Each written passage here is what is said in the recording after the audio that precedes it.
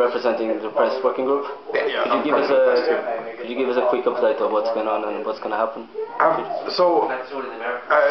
I mean, in the press team, we've got people who are involved in lots of different working groups, but we've also got people who are dedicated in the press team for Occupy London.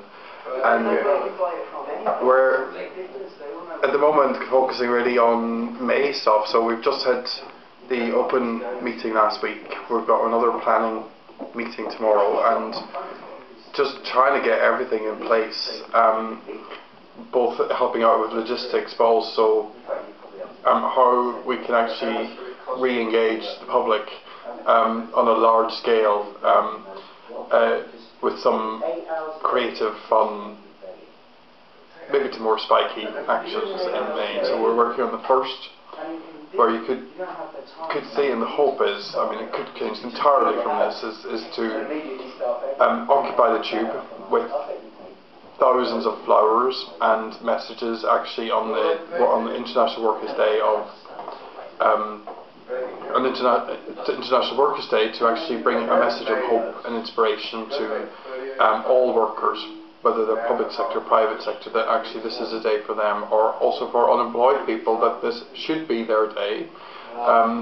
And you know, there's going to be a number of publicising a number of small practical ways in which people can help themselves, but actually also questioning and engaging people with some other thoughts and questions, as well as also then leading into supporting and working with the unions and those that are doing the anti-workfare demos on the day, and then also planning for the 12th and the 15th, which are it's obviously coming up to the year anniversary of the Indignados movement, and we've just passed the 6-month anniversary of the beginning of St Paul's. The 6-month anniversary of Finsbury Square is coming this weekend, but there's been an international call that on the 12th of May, people take to the streets again. So I think around the world you can see people taking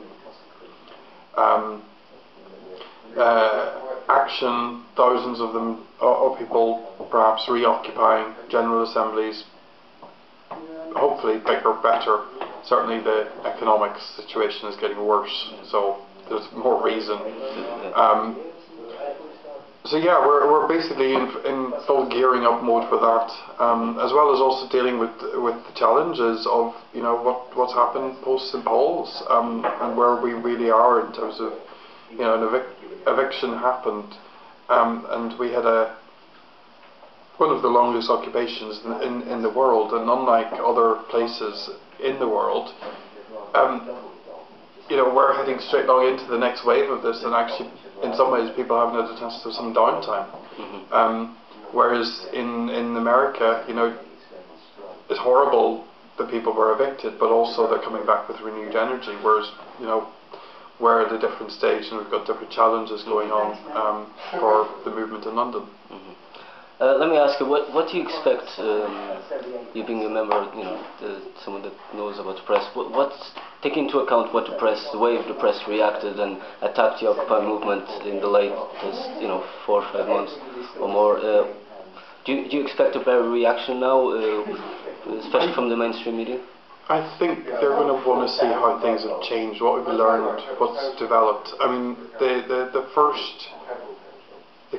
a lot of the mainstream media coverage, I think actually, you know, on a person-to-person level with journalists, a lot of them are sympathetic with our causes and actually agree. And it's very interesting that some of the people that you would think, or that work on some of the most right-wing kind of papers, they're actually some of the most sympathetic on a personal level. So, you know, it's the situation that is affecting us, is affecting them, is affecting everyone. So actually, you know, there's people who are on some of those more right-wing papers that are, you know, they fight against the cults themselves, etc. And you know, so I always urge people to try and engage people, because that's very important. I think what is going to happen this stage round, I mean, obviously we had some the St Paul's story that happened, and that the friction of Occupy versus the church and the city created a narrative for them, and a lot of the press team's job was actually crisis management, and literally trying.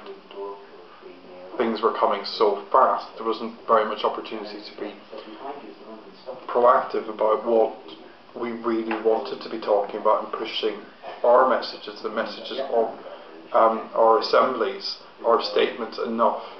So, you know, that is something I would like to happen more this in the as we build up to the next phase, and I say next phase, and that's not to forget things like Leighton Marsh and occupations at Limehouse and Finsbury Square. All of these things are continuing, but you know what? From a mainstream media point of view, in some ways we will be compared with what's happening all around the world on May the 12th and May the 15th. So that's kind of why I'm putting a lot of energy into planning for that. Okay. If you're going to have a message for people at home about my actions, what would you like to say to them? I just realised how serious I look, and I'm making that all sound, but actually, to be honest, you know, on the May 1st, it's all about, for us, hope. We've just had the most disastrous budget ever, the millionaires' budget, and you know, pensions, NHS, just across the board, they're coming for people, and but together we can actually do something. And you know, the first stage of Occupy all around the world, as well as at St Paul's and Finsbury Square, brought people together, and actually through that talking, networks have formed, people are talking about things in a way that they never did, and also, you know, feeling more empowered to do things. That was the first stage. Now is the next stage, and you know, this is, if you weren't involved before, now is the time to get involved. Brilliant. Ronan, thanks very much. No worries.